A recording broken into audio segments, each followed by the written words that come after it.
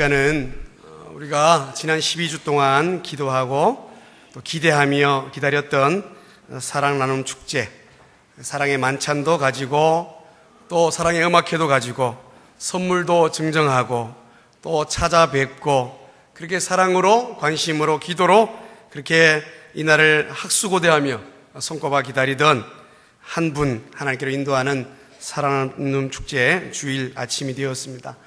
오늘 우리에게 하나님의 살아계신 역사들을 간증해 주실 우리 권사님이 오셨는데 아마 보시면 다 아실 거고요. 우리 신은경 권사님이 오셨습니다. 서울 장충단교회 권사님으로 이렇게 심호하고 계시고요. 1981년도에 KBS에서 입사해서 그 해부터 11년간 우리나라 최초로 여성 앵커로서 KBS 9시 뉴스를 진행했던 전 아나운서 되시겠죠. 지금은 이제 CTS TV에서도 미라클 7천도 진행하시고 또 학교에서 후학도 지도하시고 계십니다. 오늘 나오셔서 간증하실 때에 내가 만난 예수님을 전하고 그 소명과 사명을 전하실 때에 우리 처음 나오신 분들도 큰 기쁨과 행복이 깃들고 우리 기존 성도님들도 큰 은혜 받는 귀한 시간 되셨으면 좋겠습니다. 우리 강사 신은경 권사님 나오실 때 큰 박수로 환영하시겠습니다.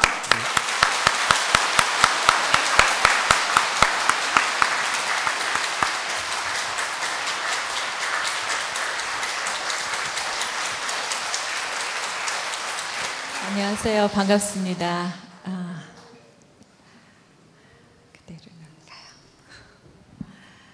네, 제가 오는 줄 아셨어요?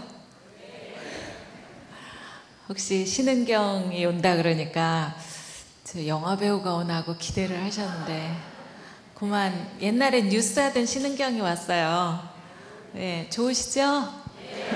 반갑습니다. 오늘 제가 제 삶에 찾아오셨던 하나님 이야기 같이 나누고요. 그리고 그렇게 하나님을 만나고 나니까 제 삶이 많이 변했습니다. 그래서 그 이야기를 같이 나누려고 합니다. 우선 오늘 산격교회를 이렇게 찾아오신 새로 오신 분들 진심으로 환영합니다 하는 말씀 드립니다. 얼굴에 써 있으세요. 저 새로 오셨다고. 네, 그래서 얼마나 반가운지 모릅니다. 오늘 이렇게 한 발걸음 하셨는데 이 발걸음이 두 번째 발걸음, 세 번째 발걸음, 그리고 끝까지 이 세상에 머무르는 날까지 여러분 함께 산격교회하고 함께 하시고요. 그리고 하나님 또 만나러 하늘나라 가는 날까지도 오래오래 행복하시길 바라겠습니다. 저는 서울에서 태어나서 살기는 했지만 제 고향이요 여기서 멀지 않습니다. 경상북도 군위군 고로면 어디 괴산동 이렇게 같은 고향이신 분도 계신가 봐요. 아, 그러세요? 반갑습니다. 우리 고향 어른을 만났습니다. 네, 반갑습니다. 할렐루야. 거기가 저의 본적이에요. 저는 이남이녀의 마지로 태어났고요. 저희 아버지는 재무 공무원이셨는데 저는 태어나 보니 예수 믿는 집안이 아니었었어요. 제가 오늘 드리려고 하는 말씀의 커다란 부분이 한쪽은 제 삶에서 예수님을 어떻게 만나게 되었는가, 하나님을 어떻게 믿게 되었는가 그 이야기 드리고요. 그리고 나서 제 삶이 어떻게 달라졌는지 말씀드리도록 하겠습니다. 저희 집은 이 지역도 그렇습니다만은 대한민국의 대표적인 유교 집안이에요. 그래서 1년에 12번 제사를 지내더라고요. 태어나 보니까. 그런데 제가 중학교 1학년에서 2학년 올라갈 때 저희 아버지가 갑자기 돌아가셨어요. 회사로 출근을 하시다가 심근경색을 일으키셔서 돌아가셨어요. 제가 그날을 잊어버릴 수가 없는데 어느 날 어머니가 전화를 받으시더니 막 급하게 바깥으로 나가셨습니다. 그리고 엄마가 집에 안 오시는 거예요. 그러더니 친척들이 막 오면서 막 울면서 이야기를 합니다. 죽은 사람만 불쌍하다고 그렇게 말을 해요. 근데 그 어린 마음에 제가요, 막 화가 났어요. 무슨 죽은 사람이 불쌍해. 남아있는 우리가 더 불쌍하지. 이제 우리는 어떻게 살아. 아버지 없는 애들이 됐잖아. 이러면서 막 여기 끓는 그 마음을 어떻게 할 수가 없었어요. 사흘째 되는 날 커다란 버스가 집 앞에 왔습니다. 그러니까 바깥에서 돌아가셨기 때문에 집에 모시지를 않고 장지로 가는데 집 앞에 잠깐 버스가 섰다 간대요.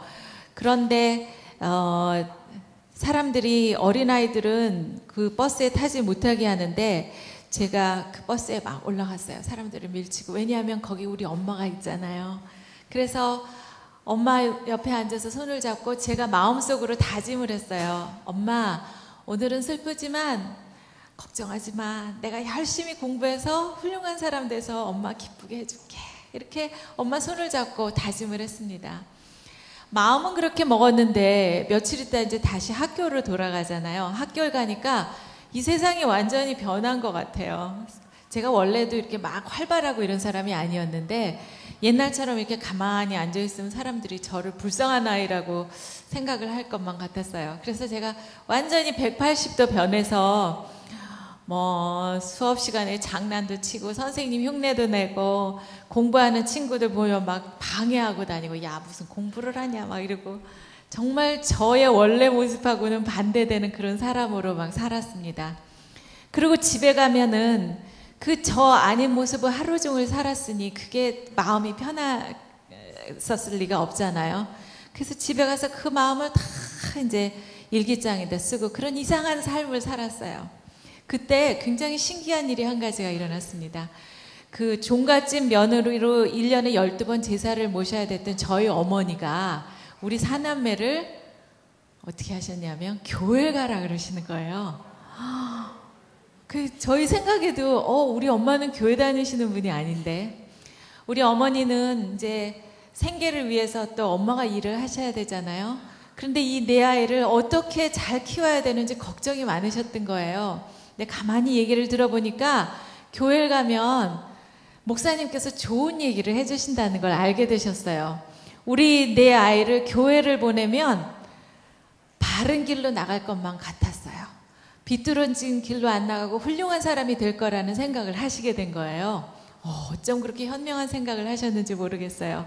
말하자면 하나님 어린이집에다가 저희 넷을 갖다가 맡기신 거였습니다. 교회를 가니까 너무너무 좋아요. 일단은 맛있는 걸 많이 줘요. 우리 저기 뒤에 앉아있던 애기들도 계속 먹습니다. 그 교회에는 먹을 게 많아요. 오늘도 처음에 왔더니 목사님께서 그냥 저한테 맛있는 걸, 커피도 미리 만들어서 주시고요. 맛있는 게 많아요. 아마 오늘 점심도 진짜 맛있는 소고기 덮밥이 기다리고 있을 거예요. 맛있게 드시고 가시면 좋겠습니다. 그렇게 교회 가니까 맛있는 거 많죠. 또 저는 찬양이 너무너무 좋았었어요. 이렇게 성가대도 앉아보고, 여름이면 3박 4일, 그때는 놀러 가는 줄 알았는데 이제 수양회를 가요.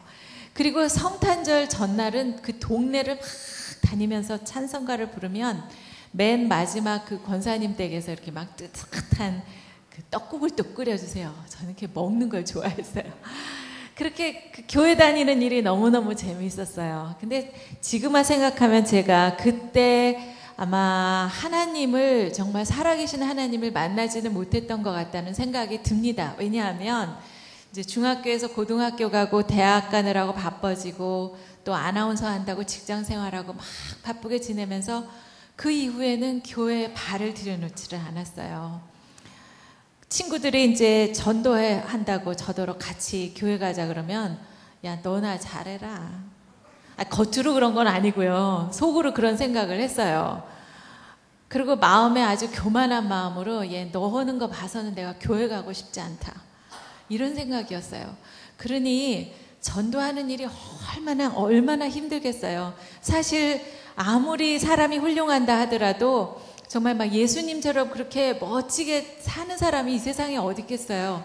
그러나 우리가 전도를 하는 이유는 함께 가서 예수 믿고 구원받아서 하늘나라 가자, 그런 것 때문에 다 전도하는 게 아니겠습니까? 비록 나는 그렇게 훌륭하지 못해요. 아직은 열심히 노력은 하지만 부족하지만 같이 교회 가자 이러는 건데 사람들은 전도하는 나를 보고 자꾸 평가를 하는 거죠. 그래서 저도요 전도하는 게 참 힘들었어요. 그러니 오늘 이렇게 한 분 모시고 손잡고 오신 이분들은 정말 대단한 분이에요. 그동안 얼마나 귀찮게 해드렸어요. 예, 그냥 가자고 그러고 뭐 협박했다 달랬다가.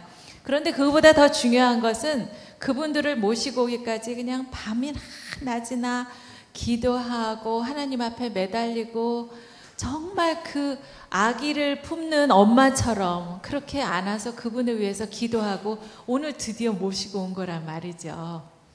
그래서 오실 때는 아이고 하도 귀찮게 구니까 내가 오늘 한 번만 가고 다시는 안 가야지 이렇게 생각을 하셨다 하더라도 그러세요? 그렇다 하더라도 이렇게 하나님의 집에 발걸음을 하시면요 하나님이 막 두 팔 벌리고 안아주세요. 그래서 다음 주에도 오시고요 그 다음 주에도 오시게 됩니다. 그래서 여러분 축복 많이 받으시고 날마다 이 하나님 전에서 기쁨을 누리시는 삶이 되시길 바라겠습니다. 네, 어디까지 얘기했나요? 그래서 이제 교회를 다녔지만 그 다음에는 또 깜빡 잊고 이렇게 지냈잖아요. 그러다가 제가 제 인생에 정말 중요한 시간을 맞이합니다. 근데 거의 나이가 한 40이 가까워지는 그런 때였어요.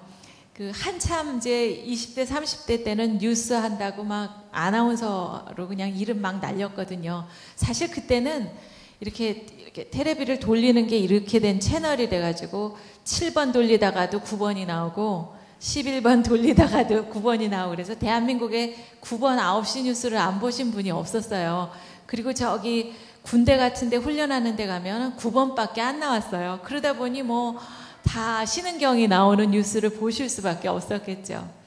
그렇게 세상의 이름만 날리고 있다가 드디어 제가 30 후반에 시집을 가게 됐어요. 노처녀가. 그 눈썹 시커먼 사람 아세요? 네, 제가 뭐 박성범 이렇게 말씀은 안 드리겠습니다만 그 사람을 만나서 결혼을 하게 됐는데요. 오늘 이렇게 신앙 안에서 형제 자매님들이시니까 제가 꼭 제 결혼에 대한 중요한 의미를 말씀을 드리고 싶습니다. 제 남편이 모태신앙이에요. 할렐루야죠. 모태신앙이란 태어날 때부터 어머니 뱃속에서부터 하나님을 믿는 집안에서 이제 태어나는 걸 모태신앙이라고 하는데요. 평안북도 선천이 고향이래요. 그 평안북도 그쪽이 대한민국의 예루살렘이다 이럴 정도로 우리나라에 이제 기독교가 맨 처음 들어왔던 아주 중요한 지역이었습니다. 그 지역은요, 아주 그냥 그 땅의 기운이 아주 달라요. 뭐 노는 물이 완전히 다른 거예요. 옛날에 제 남편의 어머니가 유치원 선생님이셨는데 이렇게 집에서 풍금으로 찬송가를 많이 쳐주셨대요. 어려서부터 어머니가 쳐주시는 찬송가 듣고 엄마 기도가 많이 쌓인 자녀인데 그 모태신앙이라는 말에서 느껴지는 것처럼 그 말을 계속해보면 못하는 것도 많아요.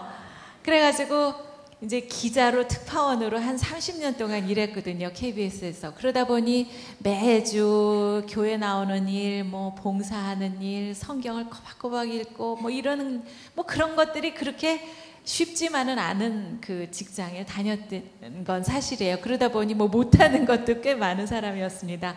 그러나 결혼을 해보니까요, 그 모태신앙이라는 분들은 정말 뼛속 깊이 하나님 자식이더라고요. 아주 그냥 혈관에 흐르는 피가 하나님 아들이라는 걸 느낄 수가 있었어요. 결혼을 하고 나니까 저희 친정어머니가 또 신기한 일을 한 가지 하십니다. 십자가 목걸이를 사가지고 오셔서 저한테 주셨어요. 너는 남편 따라서 교회를 가야 된다. 엄마는요? 어머니는요, 저희 어머니는 그 시집을 갔더니 종갓집 며느리로 시집 갔잖아요. 맏며느리로. 시집 가니까 아마 시어머니가 그러셨나 봐요. 너는 종갓집 맏며느리니까 제사를 모셔야 된다. 이런 말씀 한마디를 듣고 평생을 그 말씀에 순종을 하셨대요. 집안을 편안하게 하기 위해서. 그런데 이제 저는 기독교 집안으로 시집을 갔으니까 너는 남편 따라서 교회를 가야 된다. 그러셔서 저는요, 그 남편 손잡고 교회 가는 일이 무슨 장벽이 있거나 고난이 있거나 어려움이 있거나 뭐 이런 게 하나도 없이 그냥 자연스럽게 당연하게 그렇게 교회를 갔어요. 근데 그때는 몰랐는데 요즘 와서 어떤 자매님 얘기를 들어보니까 그렇게 손잡고 교회 가는 게 쉬운 일이 아니더라고요. 어떤 분이, 여자분은 이제 교회를 열심히 다니시는 분이었는데 남편이 교회를 안 가셨대요.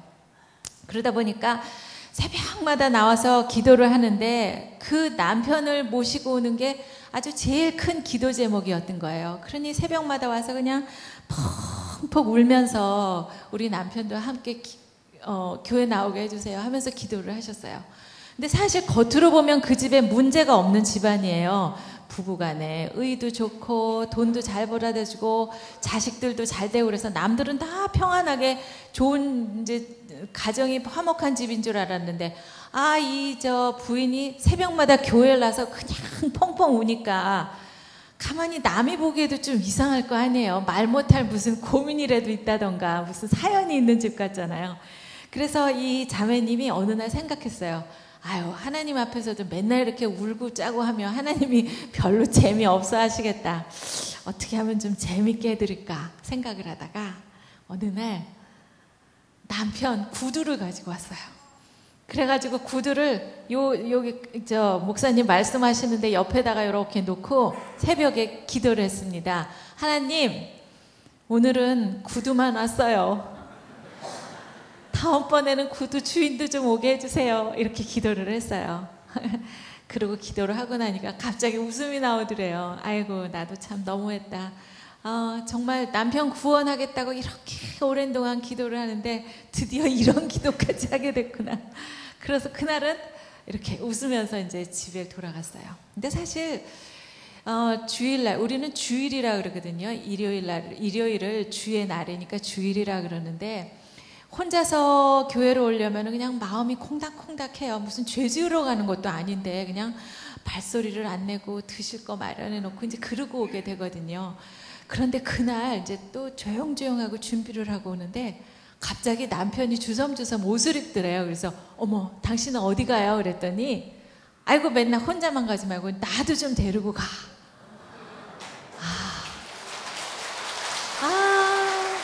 그때 그 안에 그 마음이 얼마나 기쁜지 아세요? 그러니 이렇게 부부가 손잡고 교회 오는 거, 친구하고 같이 손잡고 교회 오는 거, 또 가족들이 같이 아이들하고 엄마하고 같이 손잡고 교회 오는 거, 이거는요 정말 기적이고 보통 축복이 아니에요. 그래서 지금 그렇게 오시는 분들은 그 행복을 너무너무 절실하게 느끼시면서 오시면 좋고요. 또 이제 오늘 오시게 된 분들은 이거 굉장한 거로구나 하고 같이 꼭 친구들하고 손잡고 오셨으면 좋겠습니다. 제가 오늘 이렇게 감히 이렇게 귀한 자리에 오게 된 것은요, 물론 이제 산격교회에서는 이런 일이 처음이라고 말씀을 들었습니다만, 목사님께서 좋은 말씀을 늘 해주시잖아요. 목사님은 전문가시잖아요. 저는 사실 신학을 공부한 사람도 아니고 그야말로 모태신앙도 아니어서 늦게 믿은 사람인데, 그 전문가는요, 예를 들어서 이렇게 볼펜이 하나 있다 그러면 전문가는 이 볼펜을 만드신 분이에요. 그래서 여기에 대해서 설명하시는 건 뭐 누구보다 잘하실 수가 있어요. 그런데 저는 이런 걸 어떻게 만드는 줄은 잘 몰라요. 그렇지만 이걸 써보니까 너무너무 좋은 거예요. 그래서 이 볼펜 써보니까 너무 좋더라, 그 말씀만 드리려고 이제 여기 온 겁니다. 그래서 제가 잘 모르지만 예수 믿으니까 너무 좋더라 하는 얘기를 드리고 싶어서 오늘 이렇게 온 거예요. 남편 따라서 교회 가기 시작했잖아요. 두 가지 말씀을 드리겠습니다. 살아계신 하나님 아버지를 만났던 일 하나 하고요. 그 다음에 우리가 인생에 해야 할 일 여러 가지가 있는데 그 중에 첫 번째 자리에다가 하나님의 일을 놓으니까 어떤 일이 일어났나 말씀을 드리려고 합니다. 제 남편은 옛날에는 기자를 했었는데 결혼을 하고 보니까 글쎄 기자는 다 그만두고 정치를 하고 있더라고요. 국회의원 나간다고. 어머나 그걸 미리 알았으면 다시 한번 생각해 봐야 되는데 그 정치하는 사람 뒷바라지하는 게 보통 힘든 일이 아니었었어요. 근데 이제 뭐 이미 한쪽 발을 정치다 들여놨으니까 어떻게 하겠어요. 열심히 도와줘야지. 근데 이제 교회도 가기 시작했죠. 정치하는 일도 돕기 시작했죠. 또 이제 결혼 생활도 시작이 됐죠. 교회를 가니까 하나님께서 목사님께서 이런 말씀을 하세요. 교회를 오면 하나님을 믿으면 이제 쓰임 받는 사람이 돼야 된다 그러십니다. 근데 저는 어디다 쓸 데가 별로 없더라고요. 평생 제가 했던 일이 뭔지 아시죠? 저 아나운서 입으로만 하는 거.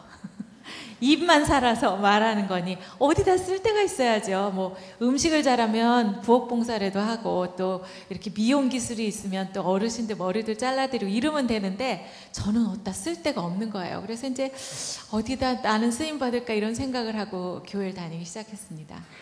어느 날 예배를 드리는 날이었어요. 하나님 아버지를 만난 날 말씀드리려고 합니다.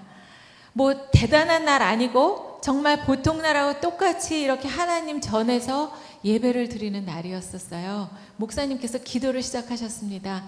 여러분 모두 눈을 감으시고 기도를 하시겠습니다. 그리고 하나님 아버지 이렇게 기도를 시작하셨어요. 그런데 그날따라 그 하나님 아버지라는 단어가 제 마음을 막 울렸어요. 하나님 아버지, 아버지, 아버지, 아버지, 아버지, 아버지, 하나님 아버지. 그리고 저는 제 마음에 눈을 뜨고 하나님 아버지, 하늘에 계신 아버지를 쳐다보게 됐어요. 아버지 거기 계세요. 저 아세요? 저같이 이렇게 부족하고 못난 자녀도 하나님 딸로 삼아주시나요? 하고 그 살아계신 하나님을 제 인생으로 만나게 됐어요.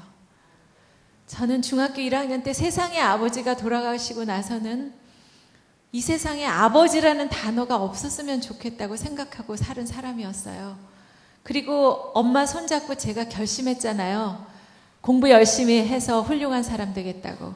그 무거운 짐을 제 어깨에 지고 날마다 땅만 보고 걸어왔어요. 그러다 보니 어떤 날은 비 오는 날, 어떤 날은 구름 낀 날 열심히 땅만 보고 살았어요. 물론 이제 그런 것이 제 삶의 원동력이 돼서 열심히 사는 그 힘이 되긴 하지만 어느 날 뭐 이렇게 햇빛 쨍쨍 내리쬐는 그런 날이 없었던 것 같았어요. 그런데 그날 살아계신 하나님을 쳐다보고 세상의 아버지보다 더 멋진 아버지가 나를 보고 계셨다는 걸 깨닫게 됐어요. 어머나 하나님 아버지 거기 계세요. 저는 그날 이 어깨에 있는 짐을 내려놓고 하나님 앞에서 두 손을 반짝 들었습니다. 아버지 저 항복합니다. 저는 그동안 제가 해야 되는 줄 알았어요. 제가 짐을 져야 되는 줄 알았어요. 열심히 사는 거 제 힘으로 해야만 되는 줄 알았어요. 그리고 낑낑대고 그러고 살았는데 그러고 땅만 보고 살고 있는 저를 하나님은 계속해서 그 위에서 보고 계셨다는 거죠. 사랑하는 내 딸아, 나를 좀 봐라. 너 그렇게 혼자서 무거운 짐 지고 가지 마. 내가 도와줄게. 내가 너를 도와줄게. 하고 그렇게 오랫동안 저를 쳐다보면서 부르셨는데 제가 그쪽은 쳐다보지도 않고 땅만 보고 그 무거운 짐을 지고 걸어왔던 거예요. 얼마나 하나님 마음이 안타까우셨을까요? 저는요, 제가 살면서 분명하게 말씀드릴 수 있는 것은 제가 살면서 가장 잘한 일은 하나님 아버지를 믿게 된 거예요. 예수 믿어서 살아계신 하나님을 알게 된 것이 제가 살면서 가장 잘한 일이에요. 그러나 제가 가장 살면서 후회되는 일이 한 가지 있어요. 궁금하시죠? 그것은 살아계신 하나님이 계시다는 사실을 40이 다 되어서야 깨닫게 된 사실입니다. 왜 일찌감치 깨닫지 못했을까? 왜 40이 다 되도록 고아처럼 살았을까? 그런 생각이 듭니다. 내가 그 멋진 하나님 아버지가 내 아버지인 걸 알았으면 어려서부터 학생 때 힘들 때마다 그 하나님 의지하고 손잡고 살아왔을 텐데, 당당하고 대담하게 의연하게 살았을 텐데, 여러분 그렇지 않으시겠어요? 고아인 줄 알았는데 나중에 정말 부유하고 재벌인 아버지가 내 아버지인 거를 깨닫게 된 겁니다. 그러면 그때 얼마나 좋겠어요. 나도 이제 멋진 백화점에 가서 옷 또 사 입을 수 있잖아요. 좋은 레스토랑 가서 맛있는 음식도 먹을 수 있잖아요. 그동안에 나를 손가락질했던 친구들한테 야, 우리 아버지가 이런 사람이야. 넌 나 그때 우습게 봤지? 하고 막 뻐길 수가 있잖아요. 그런데 그 아버지가 내 아버지인 사실을 마흔이 다 돼서 60이 넘어서 이제 나 70인데 그렇게 늦게서야 알게 된다면 얼마나 더 안타까울 건가 하는 얘기예요. 그래서 저는 이렇게 어린 학생들이 신앙생활하는 거, 청년 때부터 신앙생활하는 분들 보면 너무너무 부러워요. 이제 그분들 마음속에는 두려움이 없을 거 아니겠어요? 비록 살면서 고난이 있죠. 예수 믿어도 사실 고난 좀 있어요. 이런 건 오늘 얘기하면 안 되는데. 그러나 예수 믿는다고 고난이 오는 거, 안 오는 거 아니거든요. 그러나 시각이 달라요. 옛날에는 고난이 오면 앉아서 울었어요. 아이고, 내 인생 끝났구나. 그런데 이제는 예수 믿고 나면 고난이 와도 그게 뭔지 압니다. 대문에요, 띵동 택배가 와요. 보니까 이만한 상자에다 고난 이렇게 포장이 돼가지고 와요. 그러면 옛날에는 주저앉아서 울었는데 이제는 이게 뭔지 알잖아요. 그 가운데, 그 짐 가운데 하나님께서 주시려는, 우리에게 주시려는 그 축복의 내용물이 뭔 줄 알아서 빨리 그 포장지를 뜯어봐요. 하나님께서 우리한테 주시려는 축복, 이런 선물이 그 안에 있다는 걸 알아요. 이 포장지를 뜯는다는 것은 하나님 앞에 온다는 것, 하나님 앞에서 기도하는 것, 찬양하는 것, 그리고 그분의 도우심을 기다리는 게 바로 이 포장지를 뜯는 작업이었다는 걸 알게 됐어요. 그러니 얼마나 좋겠습니까? 그래서 살아계신 하나님을 만나서 비록 쉽지는 않은 삶이었지만 계속 날마다 햇빛 비치는 날이었다는 겁니다. 그런데요, 보통은 우리가 살면서 고난이라는 것이 언제 찾아오는지 사실 모르잖아요. 근데 그 정치하는 남편을 만나니까 고난이 시간표를 짜가지고 딱딱 옵니다. 4년에 한 번씩 시간표를 짜가지고 고난이 와요. 그런데 좋은 것은 더 많이 기도할 수 있었고, 더 많이 찬양할 수 있었고, 더 많이 하나님 말씀을 들을 수가 있었다는 그걸 말씀드리고 싶습니다. 시집을 갔는데 그 다음에 남편이 국회의원을 나가게 됐어요. 제가 말씀드린 것처럼 어디에 쓰임을 받을 수 있을까 고민하고 있었잖아요. 어느 날 목사님께서 저에게 한 가지 부탁을 하셨습니다. 이제 부활절이 다가오면 이렇게 찬양대가 예수님 순환 받으신 이야기를 찬양으로 막 해요. 그 사이사이에 해설이 있어요. 근데 그 해설을 저한테 부탁을 하시는 거예요. 제가 뭐 하던 사람이에요? 아나운서였잖아요. 그거는 정말 제가 잘할 수 있는 거잖아요. 그래서 제가 아싸, 나도 드디어 쓰임받는 날이 오는구나. 그래서 너무 기쁜 마음으로 제가 하겠습니다. 그랬어요. 그런데 그 옛날에는 그 선거 때가 되면은 초등학교 운동장에다 사람들을 가득 모아놓고 합동유세라는 게 있었습니다. 그리고 이제 후보자들이 나와서 20분 동안 연설을 하는데 그 합동유세 하는 날 하고 제가 목사님하고 그 예수 순환 칸타타 하겠다고 약속한 날하고 같은 날 같은 시간에 겹친 거예요. 왜 하필이면 그런 일이 일어날 수가 있을까요? 그래서 고민을 하다가 이제 남편하고 앉아서 의논을 했습니다. 사실 저는요, 이번에 한 번만 봐주시면 목사님께서 이제 그 다음에든 계속 부활절은 계속 오는 거 아니겠어요? 그러니까 한 번만 봐주십사 하고 말씀을 드리고 싶었었어요. 남편하고 이렇게 앉아서 얘기를 하는데 제 남편이 하는 이야기가, 여보, 교회하고 약속은 하나님하고 약속이에요. 그러니까 당신은 교회를 가요. 내가 알아서 잘해볼게. 저 운동장에서의 일은. 이렇게 얘기를 합니다. 그러니 뭐 어떻게 하겠어요. 남편이 그렇게 이야기를 하니까 저는 순종하는 마음으로 교회를 가고 남편은 운동장으로 갔어요. 사실 그때 우리는 10사람한테 물어보면 당선이 안 된다고 그랬습니다. 왜냐하면 상대방이 굉장히 대단한 사람이었었거든요. 나머지 한 사람은 뭐냐면 뭐 친구, 친척 이런 사람들. 아유 너희 안 돼 이렇게 말하면 좀 불쌍하잖아요. 그러니까 아우 왜 그렇게 어려운 데를 갔어. 그 고향 근처에 대구 좋은 데 있잖아. 그런데 왜 안 가고. 근데 사실 그 지역으로 보낸 그분도 이제 위에서 누가 보냈겠죠. 그 사람도 당선이 되리라고 보낸 게 아니라 가서 열심히 싸워라. 그리고 장렬하게 전사하라. 뭐 이런 생각으로 보냈다는 거예요. 그래서 여하튼 굉장히 힘든 상황이었는데 이제 저는 교회를 갔지 않습니까? 그래서 교회에서 찬양대가 막 노래를 하고 저는 그 사이에 이제 해설을 읽었어요. 사실 저는 그때만 해도 뭐 아기같이 이제 우유 먹는 신앙이잖아요. 교회 간 지 얼마 안 됐으니까. 근데 이렇게 읽는데요. 예수님이 그렇게 사람들에게 그 순환을 당하시던 이야기를 읽으면서 갑자기 제가 막 예수님이 막 너무 불쌍해진 거예요. 예수님이 누구세요? 하나님 아들이잖아요. 그러나 우리의 그 모든 죄를 씻기 위해서는 십자가에 매달려서 피를 흘리셔야지만 그 피로 우리를 죄를 다 씻어주시고 단 한 번에 영원토록 우리를 구원해 주실 수 있기 때문에 하나님께서 일부러 아들을, 사랑하는 아들을, 죄 없는 아들을 사람의 모습을 해서 보내주신 거 아니겠어요? 근데 그 아들이 십자가를 메고 올라가는데 사람들이 알지도 못하면서 그분을 막 채찍질을 합니다. 손가락질을 합니다. 그리고 침을 뱉습니다. 당신이 뭐 유대의 왕이라면서 왕이면 왕관을 써야지 하면서 그 가시로 된 것을 막 그분의 머리에다 씌우고 피를 흘리게 해요. 어떻게 인간이 그럴 수 있어요?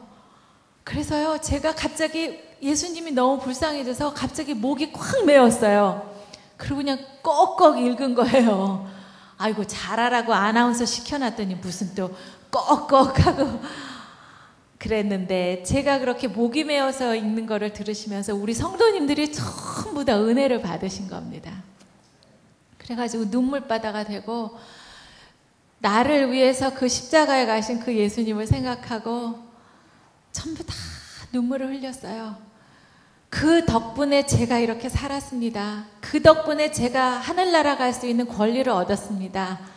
그리고 죽으신 예수님 영광스럽게 사흘 만에 부활하신 그거를 보면서 전부 다 은혜의 장이 된 거예요. 그것이 끝나고 나니까 제가 정신이 반짝 들었어요. 어머나, 운동장에서 뭔 일이 있는데 깜빡하고 있었던 거예요. 그래서 사람들한테 물어봤더니 어머나, 운동장에서 기적이 일어났습니다. 20분 동안 연설을 했는데 사람들이 그냥 전부 다 마음이 막 변한 거예요. 사람이 아무리 말을 잘하기로서니 20분 동안 말해서 그 많은 사람들의 마음을 열어놓을 수가 있을까요? 저는 불가능하다고 생각합니다. 하나님께서 우리의 모습을 보셨던 것 같아요.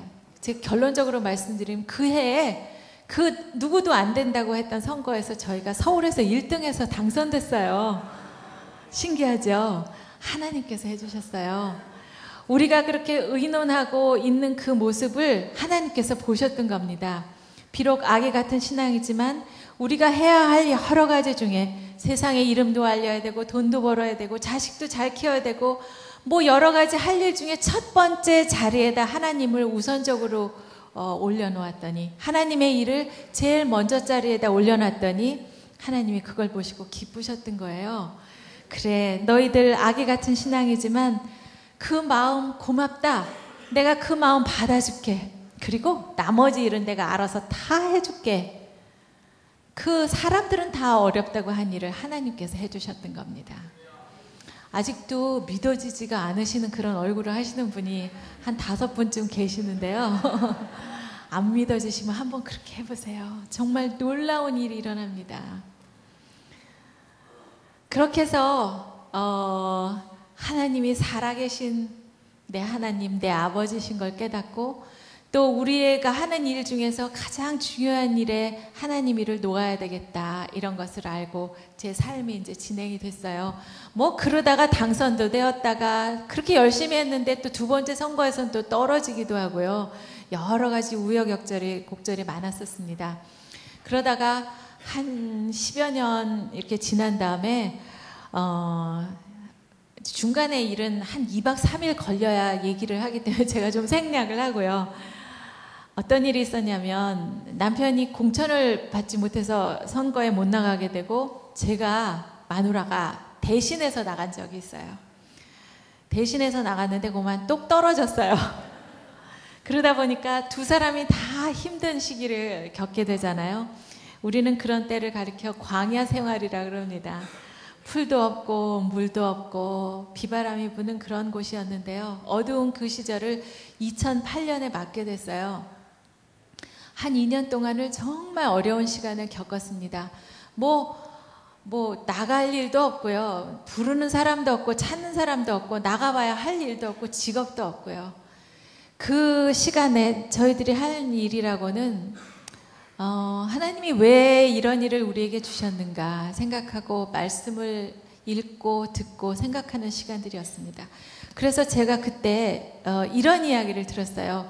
우리가 어떤 일을 시도하려고 이렇게 문을 두드리잖아요. 그런데 그 문이 열리지를 않고 이렇게 확 닫혀버릴 때가 있잖아요. 한쪽 문이 닫히면 또 다른 문이 열린다. 그런 말씀을 들었어요. 그래서 그 이야기를 제 경우에 이제 적용을 해서 제가 이렇게 물어봤습니다. 너 말이야, 그 국회의원 선거에 나가려고 그랬는데 이번에 떨어졌잖아요. 만약에 너가 이 선거에 당선이 됐다면 너는 무엇을 가장 아쉬워했겠니? 이렇게 질문했어요. 말하자면 선거에 당선이 안 됨으로 해서 이것이 바로 당선이 되었으면 아쉬워했을 것, 그것이 바로 제가 당선이 안 됨으로 해서 얻은 저의 축복이잖아요. 그래서 그걸 물어봤더니 첫째는 가족이 떠올랐어요. 제가 결혼하고 그 다음에 얻었던 딸이 있는데요. 저는 얘가 뭘 먹는지 뭘 입고 사는지도 모르고 그냥 나만 놓고 저희 어머니가 다 키워주시고 저는 남편 뒷바라지 한다고 그렇게 새벽부터 밤까지 돌아다녔거든요. 정신을 차리고 보니까 얘가 벌써 중학교 1학년이 된 거예요. 엄마보다 더 키가 커요.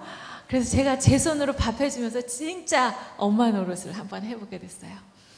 그리고 더 중요한 것은 제가 만약에 그렇게 당선이 돼서 바깥으로 돌아다니면 하나님 말씀을 듣고 보고 공부하는 시간이 없었겠구나 하는 걸 깨달았습니다. 어느 날 묵상 중에 하나님께서 이런 세미한 음성을 제게 들려주셨어요. 네가 그렇게 나가서 돌아다니는 거 나 원치 않는다. 내게 와서 이 달콤한 내 이야기를 좀 들어라 하는 말씀을 주셨어요. 사실 저는요, 제가 그렇게 바깥으로 이름을 알리고 다니면 하나님께 영광이 되는 줄 알았어요. 그러고 다니다가 저 사람 예수 믿는 사람이래. 그럼 하나님이 기뻐하시는 줄 알았어요. 그런데 하나님께서는 그걸 원하시지 않으셨던 거죠. 예수님 살아계실 때 그 마시 두 처녀 사는 집에 예수님이 방문하신 적이 있잖아요. 네, 마리아하고 마르다. 마르다가 언니고 마리아가 동생인데 언니는 귀한 손님이 오시니까 막 부엌에 가서 막 빈대떡 빚고 뭐 만두 빚고 난리가 났어요. 그런데 동생은 일은 안 하고 예수님 발밑에 앉아서 그 귀한 말씀을 듣고 있는 거예요. 언니는 혼자 바쁘다 생각하니까 막 화가 나잖아요. 그래서 와서 예수님 쟤 좀 보세요. 쟤 좀 나와서 일 좀 거두르라고 하세요. 쟤는 저렇게 맨날 얌체 같은 짓만 해. 이렇게 얘기를 한 거예요. 예수님이 뭐라 그러셨냐면 마르다야 마르다야 넌 정말 중요한 게 뭔지 모르는구나. 이리 와서 내 발밑에서 이 달콤한 나의 얘기를 좀 들어라. 그러셨던 거죠. 하나님은 제가 하나님 말씀도 듣지 않고 그러고 밖으로 돌아다니는 거 원치 않으셨던 거예요. 그래서 제가 그때부터 깨닫고 제 인생 사명을 깨닫게 됐어요.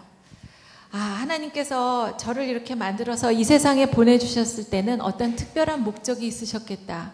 그러면 그 목적을 나는 어떻게 실천을 하고 어떤 삶을 살아야 되겠는가 생각하게 됐어요.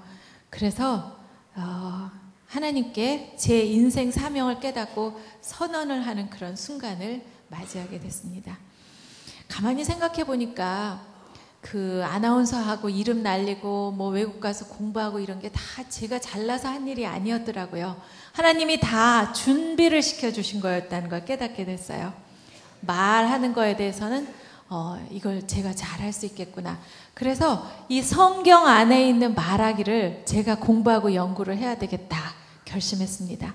그래서 신앙 안에서 이렇게 형제자매님들, 또 청소년들, 청년들, 직장인들, 여성들 이런 분들에게 제가 강연도 하고요, 책도 쓰고요, 또 방송에도 나가고 그렇게 할게요. 그렇게 말씀을 드렸어요. 그래서 어떻게 할 건데? 그분들의 삶을 변화시키게 하고 싶어요. 그렇게 제가 하나님 앞에 선언을 했어요. 사실 근데 그때는요, 선언은 하고 이렇게 글로 썼지만 그게 다른 사람이 보면 분명히 한마디로 할 말이 있었어요. 뻥이야. 왜냐하면 저는 뭐 누가 방송을 시켜줍니까? 누가 뭐 강연을 시켜줍니까? 책을 누가 쓰라기나 합니까? 아무것도 할 일이 없었어요. 아무도 찾는 사람이 없었고 직장도 없었고 그랬는데, 그것을 우리는 조금 전문 용어로 말하면 뻥은 뻥이지만 거룩한 뻥이라 그래요. 좀 더 어려운 말로 하면 믿음이라 그래요. 우리 히브리서에 믿음에 대한 말씀이 나오잖아요. 믿음은 바라는 것의 실상이잖아요. 내가 이렇게 하고 싶습니다. 그걸 실제처럼 생각하는 것, 그것이 믿음입니다. 또 보이지 않는 것의 증거처럼, 지금은 보이지 않지만 눈에 보이듯이, 제가 저 혼자 잘 먹고 잘 살려고 이거 할 거예요, 그게 아니었잖아요. 하나님, 저를 이렇게 어떤 목적을 가지고 지어주셨으니 제가 후반전 인생은 하나님 기뻐하시는 대로 제 삶을 살고 싶어요 라고 결심하고 다짐하는 그 상황이었다면, 그것이 뻥이지만 지금은 그렇지 않지만 하나님 영광되게 하는 삶을 위해서 작정하는 것이라면, 믿음을 가지고 쓰는 것이라면 하나님이 기뻐하시지 않으시겠어요? 그 이후에 기적 같은 일이 막 일어나요. 갑자기 극동방송에서 불러서 거기 간증 프로에도 나가고요, 또 CTS에서 불러서 텔레비전에도 나가게 됐어요. 제 프로그램이 생기게 되고, 또 출판사에서 연락이 와서 책을 쓰게 됐어요. 제가 그런 책을 쓸 생각을 갖고 있습니다 그랬더니 좋습니다, 책을 냅시다. 그러더니 갑자기 계약을 하려는데 저한테 이런 말을 해요. 하나님 자가 들어가면 베스트셀러는 안 됩니다 이래요. 그래서 어이구 괜찮아요, 하나님이 주원데 어떻게 빼고 씁니까? 그랬더니 나중에 사인할 때 또 물어봅니다. 베스트셀러는 안 됩니다. 그래서 아이고 괜찮아요, 베스트셀러 안 돼도 스테디셀러 되면 되죠. 제가 그랬어요. 스테디셀러는 이제 계속해서 팔리는 건데, 제가 근데 사실은 후회했습니다. 제가 말로 됩니다 이랬으면 진짜 되는 건데, 제 말대로 한 5주인가 베스트셀러 됐다가 더 이상 안 되더라고요. 근데 그 책이 2012년에 나왔는데 아직까지 팔리는 거 보니까 이게 요새는 그런 일이 별로 없거든요. 완전히 계속해서 스테디셀러인 것이 분명하다는 거죠.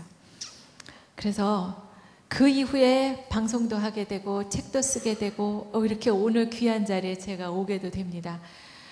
제가 여기 오는 이유는요, 비록 저는 아무것도 아닌 사람이지만 하나님이 들어서 쓰시면, 하나님 손 위에 올려지면 그분이 일하시잖아요. 그래서 이렇게 감히 이런 자리에 제가 왔습니다. 저는 제가 제 머리로 생각하면 여기 떨려서 도저히 올 수가 없는 자리예요. 그런데 어디라도 쓰실 곳이 있으시다면 하나님 손 위에 올려지면 어디도 쓸 거 아니겠어요? 그래서 이렇게 왔습니다. 오늘 여기 모이신 분 중에 그동안 하나님 자녀로서 일하셨던 분이 새롭게 도전받아서 나도 오늘 내 인생의 하프타임이야, 내 후반전 인생은 하나님 위해서 영광되게 그 목적, 그 사명 완수하면서 살 거야 라고 다짐하시면 여러분의 하프타임이 되시는 거예요. 오늘 다짐하시면 진짜 멋진 일이지 않겠습니까? 또한 오늘 처음 오신 분들에게는 정말 신은경이라고 옛날에 그 조명받는 뉴스데스크에 앉아서 잘난 척하던 그 아나운서가 이제 하나님 아버지 살아계신 것 알고 그분을 증거하는 좋은 소식, 굿뉴스를 전하는 사람이 됐잖아요. 신은경이에게 하나님 아버지 살아계시다는데 내게는 어떤 하나님 아버지가 어떤 모습으로 어떻게 내 삶을 책임져 주시겠는가 생각한다면 저는 더 이상 바랄 것이 없어요. 그래서 그런 말씀을 드리기 위해서 이렇게 오늘 왔습니다. 부족한 저의 이야기였지만 성령님이 도와주셔서 여러분의 마음자리에서 어떤 부분이든지 이렇게 터치해 주셨으리라고 저는 믿습니다. 하루라도 빨리 하나님 만나셔요. 제가 아까 말씀드렸잖아요. 제가 가장 후회스러운 것은 40이 다 되어서 살아계신 하나님을 알게 된 사실이라고요. 그래서 오늘 이 순간 여러분 하나님 아버지, 살아계신 하나님 아버지 만나시는 순간 되시고요. 그 아버지 손잡고 날마다 아기처럼, 행복한 아기처럼 웃으면서 햇볕 가운데 나가시는 여러분이 되셨으면 좋겠습니다. 여러분 사랑하고 축복합니다. 고맙습니다.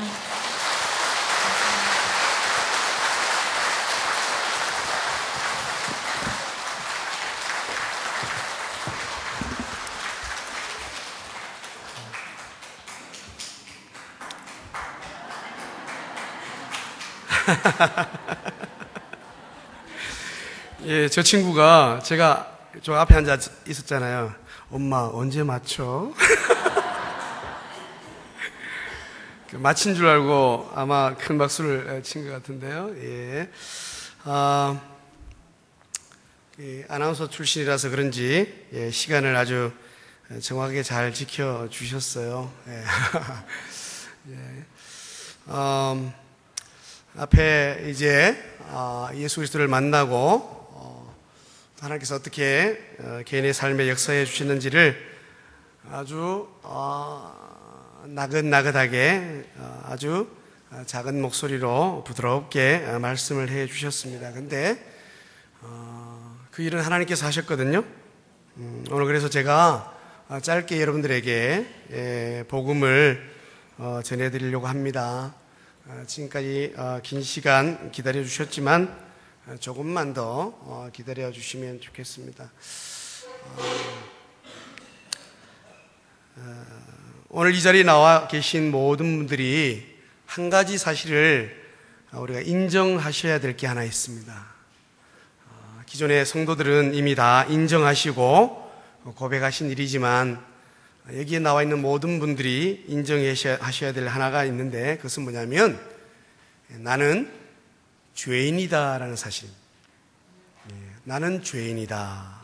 그러면 여기 앉아 계신 분들 중에 무슨 소리냐, 나는 법을 준수하고 윤리적으로나 도덕적으로나 또 이웃사회에 또 가정에 큰 악을 행한 적도 없고 나는 선하게 살아왔는데 무슨 나보고 죄인이라고 이야기하느냐라고 언짢아 하실 분도 있을 줄 압니다. 그러나 오늘 이 자리에 나오신 만큼은 우리가 인정하셔야 될 일이 있는데 그것은 바로 나는 죄인이다 라는 사실을 인정하셔야 돼요.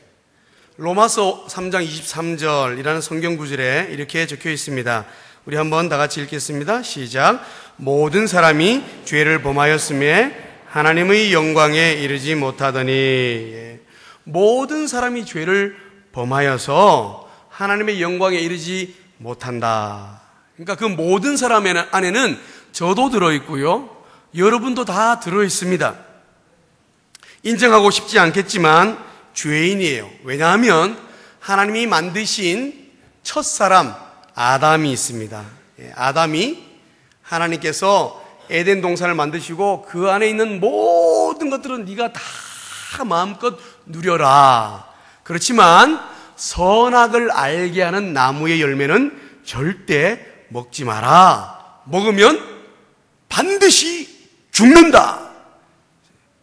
먹으면 반드시 죽는다 그랬어요. 그러니까 나머지는 다 누려도 좋은데 선악을 알게 하는 나무의 열매는 따먹지 마라. 먹으면 죽는다. 그런데 이 첫사람 아담이 그 부인 하와와 함께 어떻게 했을까요? 하라고 한 거를 다 하면서 살았으면 너무 좋았을 텐데 하지 말라고 한 그거 하나, 사람은 하지 말라고 그러면 그거도 하고 싶습니다. 그렇죠? 꿀단지를 저 선반 위에 올려놓고 저거 절대 먹지 마라. 그러면 의자를 갖다 놓고 까치발을 세워서 그걸 드러내서 먹다가 와장창 깨뜨리는 게 사람의 심리 아닐까요? 그게 어디서부터 왔냐면 아담으로부터 온 거예요. 그래서 아담이 하와가 주는 선악을 알게 하는 나무의 열매를 탁 따먹어 버렸어요. 그러니까 하나님께서 뭐라고 그러셨어요? 우주 만물을 창조하신 하나님께서 먹는 날에는 반드시 죽는다. 그렇기 때문에 하나님께서 말씀하신 대로 그 아담과 하와를 에덴 동산에서 쫓아내어 버립니다. 그때부터 아담과 하와, 남자와 여자 사이에서 태어난 모든 사람들은 다 죄를 안고 태어나게 되었어요. 그래서 아무리 선하다고 본인이 이야기할지라도 나는 법 없이 살 수 있는 사람이라 라고 말해도 그 사람은 하나님 앞에서 죄인인 것입니다. 이게 잘 인정되지 않는 분들이 있는데요. 비유를 들면 이렇습니다. 얼마 전에 뉴스를 보니까 우리 대한민국의 모든 사람들이 다 빚을 졌대요. 여러분 빚진 적 있습니까? 난 빚진 적 없어요. 은행에 대출 받은 적도 없어요. 근데 1인당 이자만 몇십만 원이고요. 모두 몇백만 원의 빚을 졌대요. 나라가 다른 나라에서 돈을 빌려왔거든요. 그게 우리나라가 빚이기 때문에 저와 여러분의 빚도 되는 거예요. 아담과 하와가 지은 죄가 모든 인류에게 다 내려오게 되었습니다. 그래서 모두가 다 죄인인 거예요. 그럼 우리 이 시간 여러분 어렵겠지만 나는 죄인이구나 하는 사실을 받아들이시는 시간 되어야 됩니다. 근데 또 아픈 것은 뭐냐면 그 죄의 결과예요. 로마서 6장 23절을 한번 읽어볼까요? 시작. 죄의 삭은 사망이요 하나님의 은사는 그리스도 예수 우리 주 안에 있는 영생이니라. 죄의 삭은 사망이랍니다. 아담과 하와의 죄가 모든 인류에게 다 흘러내려오면서 모든 사람이 다 죽게 되었어요. 여러분 이 자리에 있는 여러분들 제가 예언을 하는데요. 이건 반드시 이루어질 예언인데 여러분 200살 못 삽니다. 나중에 200살 사신 분들은 저한테 찾아오세요. 저는 그때 없습니다. 아무리 오래 살려고 발부둥 치고 좋은 것 먹고 좋은 것 누리고 좋은 공기 마시고 해도 200살 살 수 있는 사람이 없어요.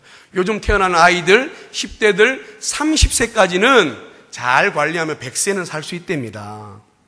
그러나 한 번 사람이 태어나면 다 죽게 되어 있어요. 그게 뭐냐면 죄 때문에 그 죄의 값이 사망이에요. 그래서 저와 여러분이 이제는 언젠가는 죽게 되어 있습니다. 이게 마음이 아프신 분들이 있죠. 근데 그 뒤에 세상, 두 세상이 있다는 것을 이 시간 들으시면서 귀를 쫑긋 세우고 마음을 활짝 열었으면 좋겠어요. 이제 모두가 다 한 번 태어나면 한 번 반드시 죽는데 그 뒤에는 두 세상이 있습니다. 우리 다 같이 히브리서 9장 27절을 읽겠습니다. 시작. 한 번 죽는 것은 사람에게 정해진 것이요 그 후에는 심판이 있으리니. 누구나 태어나면 반드시 죽는 날이 있습니다. 저희 아버지도 2년 전에 86세의 나이로 그렇게 돌아가셨어요. 하나님께서 부르셔서 하나님께 올라갔습니다. 결혼 생활을 58년간 하셨어요. 살아계셨으면 올해 회혼식을 해드릴 수 있었는데, 근데 하나님이 부르시니까 영락없이 모든 걸 놓고 하늘나라로 가셨습니다. 한 번 죽는 것은 사람에게 정해진 것입니다. 하나님이 그렇게 해놓으셨어요. 근데요, 잘 들으세요. 죽으면요, 두 세계가 우리 앞에 놓여 있습니다. 하나는 천국, 하나는 지옥. 근데 어떤 분들은 제가 이렇게 예수 믿으세요 하면 나중에 죽어보고 그때 결정할게요. 안 됩니다. 안 됩니다. 그것만큼 무서운 말이 없어요. 왜냐면요, 죽는 그 순간 나의 갈 자리가 결정됩니다. 어떻게 된다고요? 예수님을 믿으면 천국, 예수님을 믿지 않으면 지옥인데요. 이게요, 50년, 100년 살아보고, 그래서 저 지옥불에서도 잘 모범적으로 잘하면 그때는 천국으로 불러 올리고, 천국에서 잘못하면 야 너는 저 지옥고에 내려가, 그 100년마다 막 자리를 바꿔준다든지 그렇게 하면 좋겠지만 딱 죽고요, 천국이냐 지옥이냐? 이건요, 영원한 세상, 절대 돌이킬 수 없는 영원한 세계로 나뉘어진다는 겁니다. 여러분 다 어디 가고 싶으세요? 천국! 할렐루야! 천국이죠. 천국을 가셔야 됩니다. 근데 어떻게 해요? 죄의 삭은 사망이라 그랬기 때문에 우리는 이 사망의 자리에서 내 스스로 천국으로 갈 수가 없습니다. 저처럼 아무리 잘생겨도 못 가요. 아무리 국회의원이고 대통령이어도 못 갑니다. 아무리 돈이 많은 사람도 재벌도 스스로는 그 돈으로 천국에 못 가요. 아무리 똑똑한 박사라 할지라도 그 지혜로 천국을 갈 수가 없어요. 그런데 우리에게 기쁜 소식, 희소식이 전해졌어요. 그것은 뭐냐면 길이 있다는 거예요. 천국으로 가는 길이 있다는 겁니다. 그 길이 누구냐? 바로 예수 그리스도. 예수님. 아까 우리 권사님도 말씀하셨잖아요. 하나님의 아들이신 예수님이요, 저와 여러분의 죄를 대신 지시려고, 저와 여러분이 지은 그 죄를 몽땅 다 덮어 쓰시고 십자가에서 죽으시려고 사람의 몸을 입고 이 땅에 오셨어요. 그리고는 실제로 저와 여러분이 모르는 사이에 실제로 예수님이 십자가에 달려 물과 피를 다 쏟으시고 저와 여러분을 대신하여 십자가에 달려 죽어 주셨습니다. 그래서 하나님께로 나아갈 수 있는 길이 열렸는데, 그래서 구원받아서 영원한 천국에 갈 수 있는 길이 열렸는데, 그게 뭐냐 하면 바로 이 예수님을 내 구주로 맞아들이는 겁니다. 그 예수님이 나의 죄를 대신해서 죽으심을 내가 믿습니다. 그 예수님을 내가 나의 구세주로 영접하며 받아들입니다. 그 예수님을 믿기만 하면, 그 예수님을 받아들이기만 하면 그 예수님의 피값으로 내 모든 죄를 다 이미 지불하셨거든요. 하나님이 다 우리의 죄값을 다 지불하셨어요. 그래서 예수님을 믿기만 하면 그 믿음으로 천국에 들어가게 되는 것입니다. 그런데 이 길이요, 다른 데도 있는가? 없습니다. 영어 성경에 보면 예수님께서 말씀하셨어요. I am the way, I am the truth, I am the life. 이 더 정관사는요, 유일한 것에, 하나밖에 없는 것에 붙입니다. 그러니까 이 말씀을 이렇게 풀 수 있어요. 예수님께서 이르시되 내가 유일한 길이다, 유일한 진리다, 유일한 생명이다. 그래서 나를 통하지 않고는 아버지 하나님께 천국에 갈 자가 없다. 우리에게 길이 놓였습니다. 저 천국으로 건너갈 다리가 놓였어요. 그 예수님을 내 구주로 믿기만 하면 구원받습니다. 근데 이 놀라운 일들이 언제 일어났다고요? 저와 여러분이 모르는 사이에, 저와 여러분이 여전히 죄와 사망 가운데 놓여있는 그 저주와 멸망의 자리에 있을 때 이미 하나님이 이 작업을 해주셨습니다. 로마서 5장 8절을 읽겠습니다. 시작. 우리가 아직 죄인 되었을 때에 그리스도께서 우리를 위하여 죽으심으로 하나님께서 우리에 대한 자기의 사랑을 확정하셨느니라.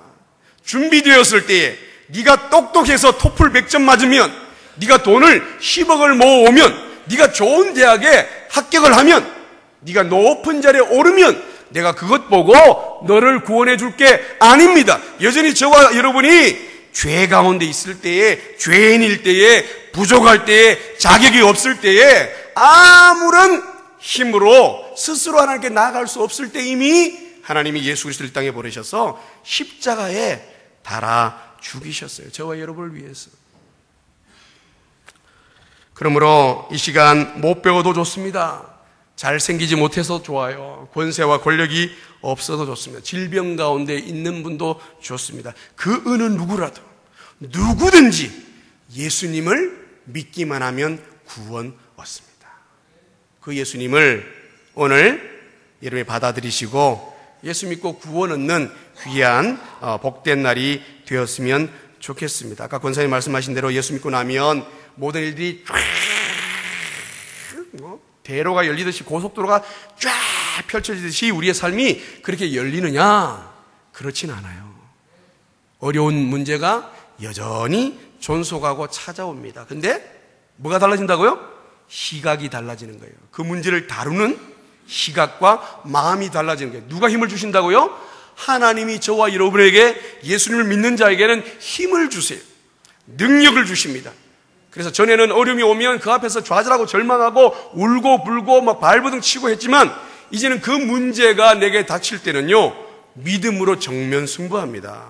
그리고 그 높은 파고를 오히려 파도여 와라! 풍랑이여 와라!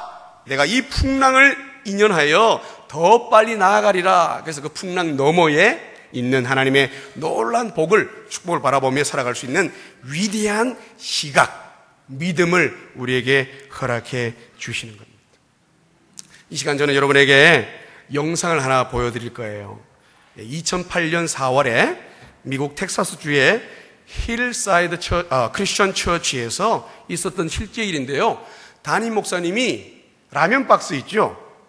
골판지에다가 간증을 썼어요. 앞에는 예수 믿기 전에 나는 어떤 사람이다. 뒤집어서는 예수 믿고 난 뒤에 나는 어떤 사람이 되었다. 그래서 담임 목사님이 쓰니까 성도들이 다 골판지에다가 자기 간증을 쓴 거예요. 나는 예수 믿기 전에 이런 사람, 그러나 지금 예수 믿고 이렇게. 그러니까 다양한 경우들이 나오는데요. 한번 보세요. 저의 모습일 수도 있고 여러분의 모습일 수도 있습니다. 그러나 예수 믿고 난 뒤에 놀라운 역사 세계가 펼쳐지는데요. 그 소리 다 같이 한번 한 3분간에 걸쳐서 보시겠습니다.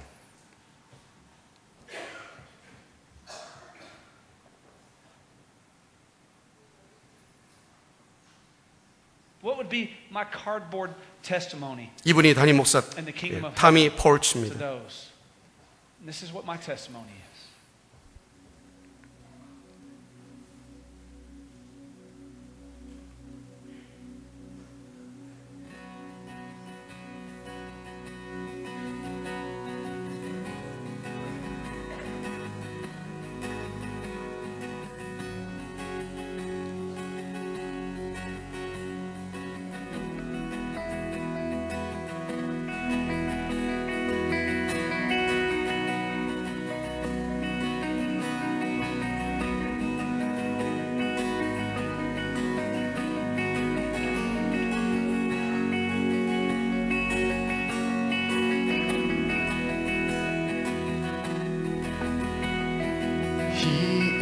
Jealous for me, love's like a hurricane. I am a tree bending beneath the weight of his wind and mercy. And all of a sudden I am unaware of these afflictions eclipsed by glory. And I realize just how beautiful you are and how great your affections are for me. And oh, how he loves us so. Oh, how he loves us. How he loves us so.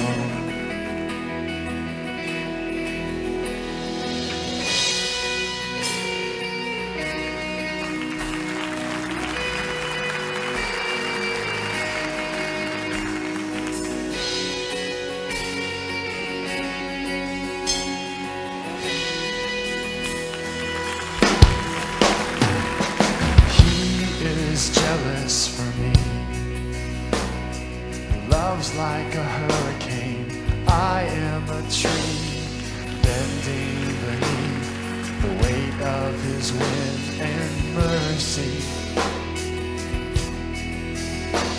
When all of a sudden I am unaware of these afflictions eclipsed by glory, and I realize just how beautiful faithful, you aren't how great your affections are for me. Oh, how he loves us so. Oh, how he loves us, how he loves us so.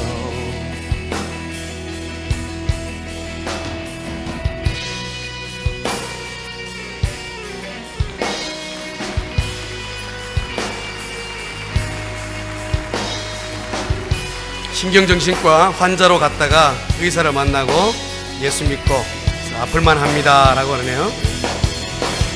Yeah, he loves us. Oh, how he loves us. Oh, how he loves us. Oh, how he loves. Yeah, he loves us. Oh, how he loves us. Oh, how he loves us. Oh, how he loves.